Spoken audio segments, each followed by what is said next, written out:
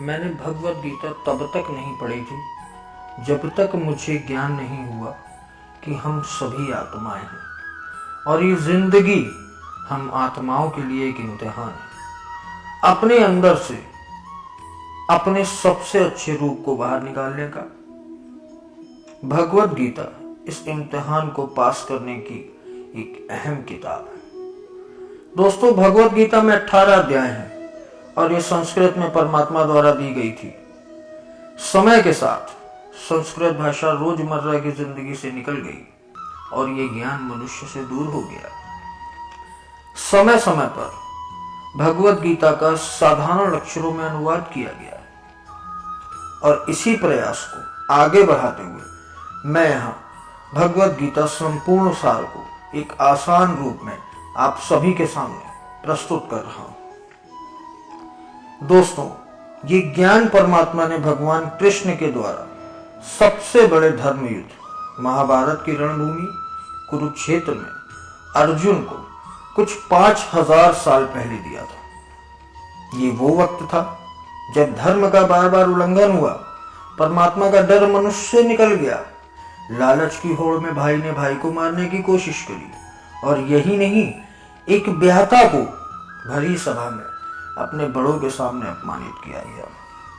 इससे पहले कि मनुष्य जाति धर्म युग से निकलकर पूर्ण रूप से कलयुग में जाती, युद्ध की रणभूमि में युद्ध से कुछ पहले परमात्मा ने गीता, इस पवित्र गीता को भगवान कृष्ण के द्वारा मनुष्य जाति कल्याण के लिए दिया। गीता परमात्मा द्वारा दी गई वो अनमोल किताब है जो किसी एक धर्म के लिए नहीं बल्कि पूरी मनुष्य जाति के लिए है, पूरी इंसानियत के लिए है, हम सभी आत्माओं के लिए है, क्योंकि ये आत्मा को परमात्मा के बारे में, उसकी सृष्टि के बारे में और सबसे अहम या उन कायदों के बारे में समझाती है जिनका आत्मा को मनुष्य के रूप में हर हाल में पालन करना होगा, रक्षा करनी होगी और इन्हीं कायदों की बुनियाद पे एक आत्मा को शरीर त्याग करने के बाद परखा जाएगा और इस परीक्षा से पास होने पे हमेशा के लिए इस जन्म और मृत्यु से मुक्ति मिलेगी। परमात्मा भगवत गीता में कहते हैं कि मैं ही सबकी शुरुआत हूं, मैं शुरू से भी पहले था और सब खत्म होने के बाद भी रहूंगा, सब मुझ में है और मैं सब में हूं।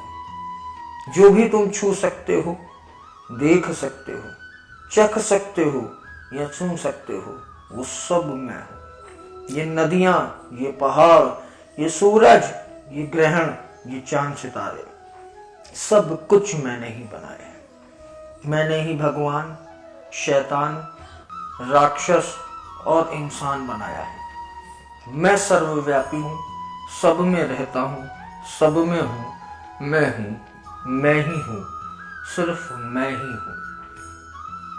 मैं ही ब्रह्म बनकर सब बनाता हूं और रुद्र बनकर सब नष्ट कर देता हूं। मैं ये सृष्टि यूं ही बनाता और तोड़ता रहूंगा ताकि आत्माओं को मौका मिल सके इस जन्म और मृत्यु से मोक्ष पाने का, हमेशा के लिए इस परमात्मा के साथ रहने का। भगवत गीता कहती है कि इस सबसे बड़ी परीक्षा के लिए परमात्मा ने प्रकृति का निर्माण 5 तत्वों से किया है, हवा, अग्नि, जल, पृथ्वी और ईथर से, जिसे हम छू के, चख के, सूंघ के और देख के समझ सकते हैं।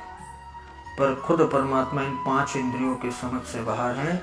उन्हें आत्मा इन इंद्रियों से नहीं जान सकती। आत्मा 5 इंद्रियों के साथ वैसे ही जैसे एक लोहे का रोबोट जिसे खुद अपने बनाने वाले का कोई पता नहीं होता। अर्जुन को भी परमात्मा का विराट रूप देखने के लिए भगवान कृष्ण ने दिव्य नेत्र दिए थे।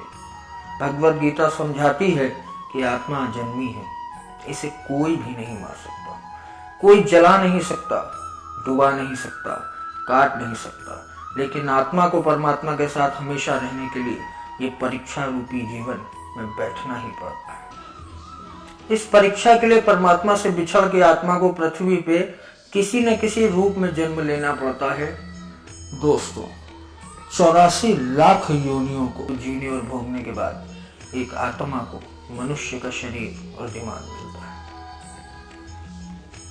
इस सबसे बड़ी मर्यादाओं की परीक्षाओं में बैठने के लिए हर मनुष्य को पूरी परीक्षा के दौरान तरह तरह की अच्छी और बुरी भावनाओं के चक्रव्यूह में अपने ही भाई बहन और मित्रों के साथ डाला जाता है, जिसमें हर आत्मा को अपने अंदर के तामसिक और राजसिक अवगुणों से निकल के सात्विक जीवन में प्रवेश करने के मौके मिलते रहते हैं। हमारे तामसिक गुण वो हैं जो हमारे अंदर हीन भावना पैदा करके हमें खुद को उदास और नुकसान पहुंचाते हैं, और हमारे राजसिक गुण हमें ईर्ष्यालु और लोभी बना के दूसरों के प्रति नुकसान पहुंचा सकते हैं। इस परीक्षा के दौरान हर आत्मा को तामसिक और राजसिक गुणों को खत्म करके अपने सात्विक गुणों से परिचित होना पड़ता है। सात्विक गुण वो है जो आत्मा को अपने आसपास की हर चीज से जोड़े और उन्हें प्यार करना सिखाए।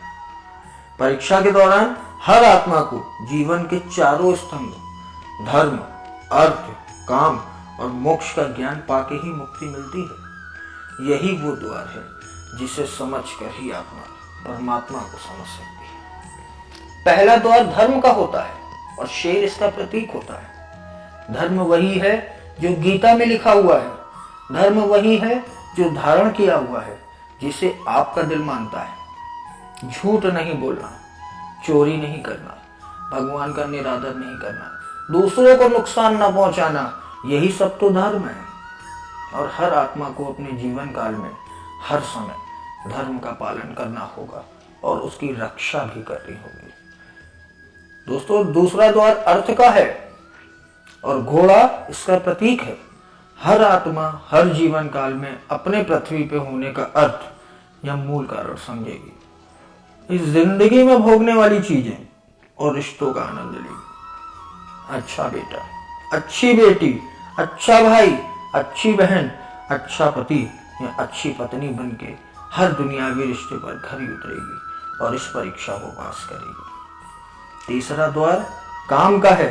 भगवद गीता समझाती है कि हर मनुष्य के अंदर काम, क्रोध, लोभ, मोह, अहंकार और ईर्ष्या जैसी 6 भावनाएं हमें अपने और दूसरों के प्रति नुकसान पहुंचा सकती हैं। इन भावनाओं को हर मनुष्य को हमेशा अपने नियंत्रण में रखना होगा, क्योंकि इसके बहाव में किया हुआ कोई भी काम हमारे जीवन भर की परेशानी का कारण बन सकता है। और एक आत्मा संतोष और सादगी से इन भावनाओं पर हमेशा के लिए विजय पा सकती है। दोस्तों, चौथा स्तंभ मोक्ष का है और हाथी इसका प्रतीक है। इस परीक्षा रूपी जीवन में हर मनुष्य हर समय कुछ इच्छाएं रखता है। कुछ इच्छाएं एक ही जन्म काल में पूरी हो जाती हैं, पर कुछ अधूरी रह जाती हैं और उनके पूरा होने के लिए आत्मा को वापस पृथ्वी पर आना पड़ता है। भगवद गीता समझाती है कि हमारी इच्छाएं ही मूल कारण हैं हमारे पृथ्वी पर वापस आने का, और अगर हम कोई भी इच्छा ना रखें तो हम इस जीवन और मृत्यु से मुक्त हो सकते हैं। ये द्वार माफी का भी है। जिन्होंने आपके साथ बुरा किया उनको माफ करके, और जिनके साथ आपने बुरा किया उनसे माफी मांग के भी मुक्ति पाई जा सकती है। जब तक आत्मा इन चारों दरवाजों धर्म, अर्थ, काम और मोक्ष को समझ नहीं लेती, तब तक इस आत्मा को बार बार मनुष्य के रूप में आना ही होगा। परीक्षा का समय खत्म होते ही आत्मा शरीर और अन्य समवस्तुओं का त्याग कर देती है। जो भी संसार में रहकर बनाया, अब वो किसी और का होगा। आत्मा अपने कर्मों के फैसलों के लिए चली जाती है। आत्मा के हर अच्छे और हर बुरे कर्मों का हिसाब होता है। अपने अच्छे कर्मों के लिए आत्मा कुछ वक्त के लिए स्वर्ग और दुष्कर्मों के लिए नरक चली जाती है। नरक में आत्मा को अपने पापों के अनुकूल सजाएं मिलती हैं, और सजा खत्म होने के बाद आत्मा को फिर से एक नया शरीर और एक नया दिमाग मिलता है। इस परीक्षा में फिर से बैठने के लिए और हर परीक्षा में वही सब फिर दोहराया जाएगा। जिंदगी के 4 स्तंभ धर्म, अर्थ, काम और मोक्ष को समझने के लिए हर जन्म में अपने कई जन्मों के कर्मों के हिसाब से हर आत्मा को कभी अच्छे तो कभी बुरे हालातों को से जाना जाता है, से जाना पड़ता है। लेकिन जब तक आत्मा परमात्मा के साथ योग को नहीं समझ लेती, तब तक वो मुक्ति नहीं पा सकती।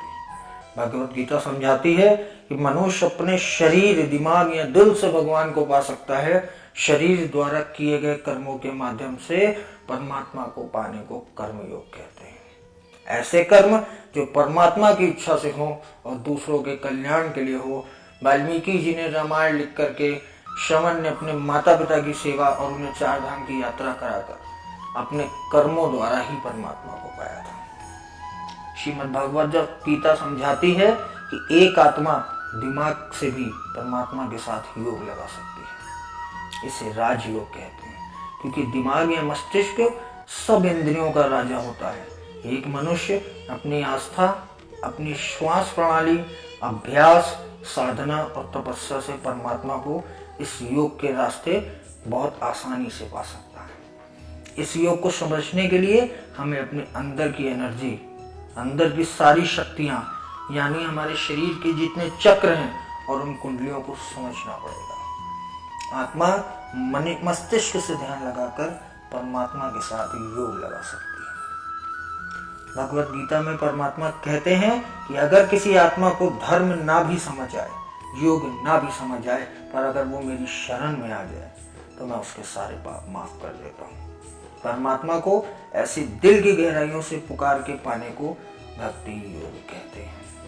लेकिन कभी आत्मा अपने होने का मूल कारण भूल के धर्म का उल्लंघन करे या पाप के रास्ते पर निकल जाए, तो उसे ठीक करने के लिए परमात्मा को खुद किसी रूप में पृथ्वी में जन्म लेना पड़ता है।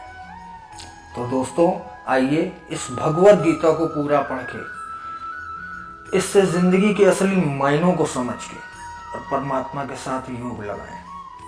अगर आपको इस भगवत गीता का संपूर्ण सार पसंद आया हो तो निवेदन करता हूं, ज्यादा से ज्यादा लोगों को शेयर कीजिए। जितना ज्यादा आप कर सकते हैं उतना ज्यादा लोगों के साथ शेयर कीजिए, ताकि हमारे शरीर की जो आत्माएं हैं या जो भी आत्माएं हैं वो अपने यहाँ होने का मूल रूप समझ सकें और इस जन्म और मृत्यु से हमेशा के लिए मुक्ति पाके परमात्मा के साथ रह सकें। आप सभी का दिल से शुक्रिया अदा करता हूं और उम्मीद करता हूं कि लोगों को भी ये चीज़ आसानी से समझ में आए। अगली वीडियो में आपसे दोबारा मिलूंगा, तब तक के लिए आपसे विदा चाहता हूं। आपका दोस्त मनहर ज्ञानी। जय माता दी।